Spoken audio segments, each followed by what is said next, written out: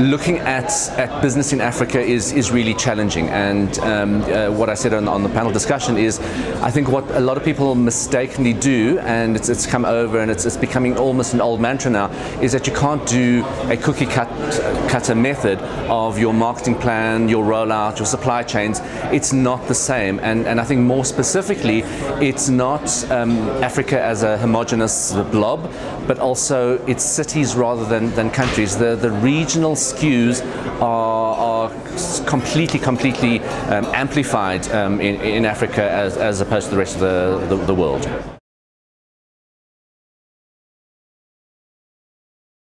I think especially luxury brands are probably not going to like that, because I think traditionally 20th century thinking, and that's when most of the traditional luxury brands have come through, is that you ring fence and you protect that territory so much, and you should do so because there's a lot of heritage and brand building around that.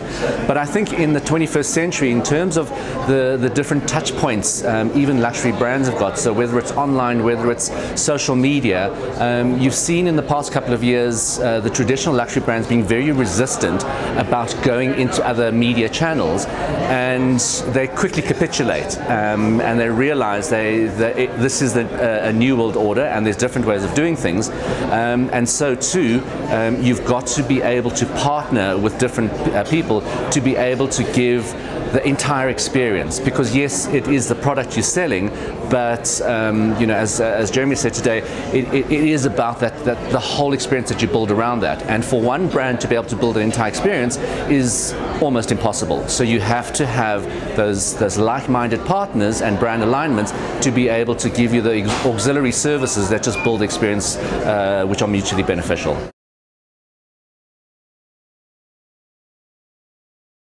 I think because of the challenges that Africa just brings generically, it's the infrastructure, it's those supply chains.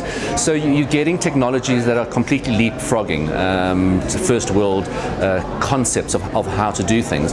And I think therein lies a huge opportunity, because you can use those innovations, and like I mentioned, you from delivering drones, because maybe your high net worth client might be in a villa somewhere that's quite inaccessible, but you want to get something to them, but it's using what is coming out of Africa already, and the sense that I get is that because there's such an abundance of potential, everyone is waiting for that next big thing.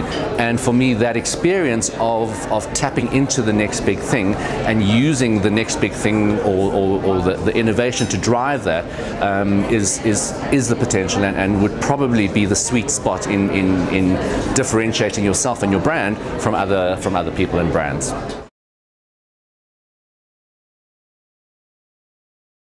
I think conspicuous consumption is not palatable everywhere you look. I think the new world order that we're going into very rapidly, you're starting to see the grumblings around the world, not only in South Africa, but just everywhere, in China.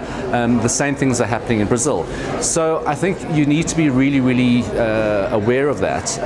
But the thing that I'm a little bit more confident about is that conspicuous consumption in the developed world took 2 decades and a really bad recession to kind of give people a wake-up call to consume differently, or if you're a conspicuous consumer, a little bit more under the radar.